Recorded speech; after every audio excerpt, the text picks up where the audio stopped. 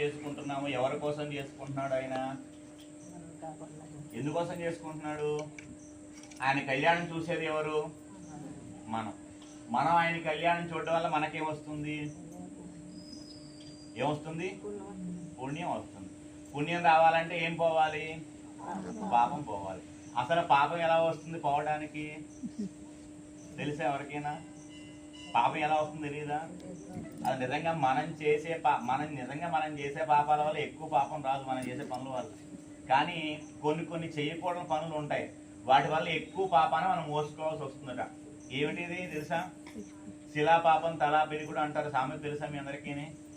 తెలుసా తెలీదా? శిలా పాపం తలా పిడికుడు అంటారు కదా, ఎప్పుడూ వినలేదా? దానివల్ల మనకి పాపం ఎక్కువ వస్తుందట. అసలు ఒక బ్రాహ్మణ ఆయన వాళ్ళ నాన్నగారు చనిపోయే సంవత్సర కాలం అయితే ఆ సంవత్సరం రోజున మనం సంవత్సరీకంలో మన పెద్దలకు పెట్టుకుంటాం కదా, సంవత్సర కార్యక్రమం అందరికి భోజనం పెట్టుకుంటాం కదా. ఆయన వాళ్ళ నాన్నగారికి ఆత్మశాంతి కోసం 11 మంది బ్రాహ్మణులు పిలుచుకొని చక్కగా అందరికీ పంచభక్ష పరమాన్నాలు భోజనం యథావిధిగా అంటే చేయవలసిన విధానం శాస్త్రబద్ధంగా చేద్దామని చెప్పి అందరినీ పిలుచుకున్నాడు.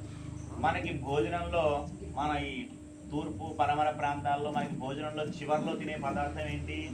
అది తింటే కానీ మనకు భోజనం పూర్తయినట్టుగా ఉండదు. ఏంటది పదార్థం? చివరి పదార్థం పెరుగు వేసుకుని మనం మధ్యలో ఒక అన్నం మొత్తం తింటే తప్ప మనకి అన్నం పూర్తయినట్టు కాదు లెక్క. మనం ఎన్ని సాంబార్లు తిన్నా, ఎన్ని పప్పులు వేసుకుని, ఎన్ని బిర్యానీ తిన్నా, ఏం చేసినా పెరుగు వేసిన ఒక ముద్ద అన్నం తింటే తప్ప మనకి అది సంతృప్తి అయినట్టు కాదు. అయితే అప్పట్లో గొల్లభామలు అని చెప్పేసి వాళ్ళు కుండలో పెరుగు తోడుపెట్టే, పాలు కాచి తోడుపెట్టేవారు.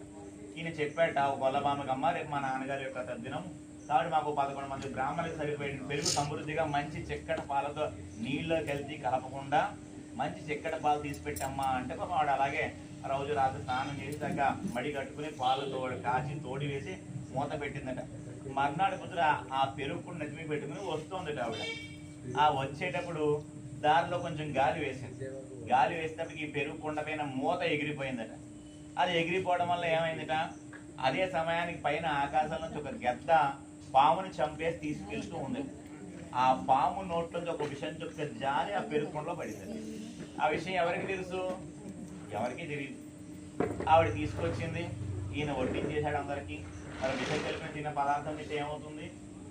అందరూ కూడా ఒక్క చుక్క విషయానికి అంత పెద్ద పెరుగు కుండలో ఒక్క చుక్క విషయం పడినా సరే మొత్తం అందరూ కూడా తిన్నవాళ్ళు, తినిపించిన వాళ్ళు అందరూ కూడా మొత్తం హరి కృష్ణార్పణ వస్తూ అయిపోయారు.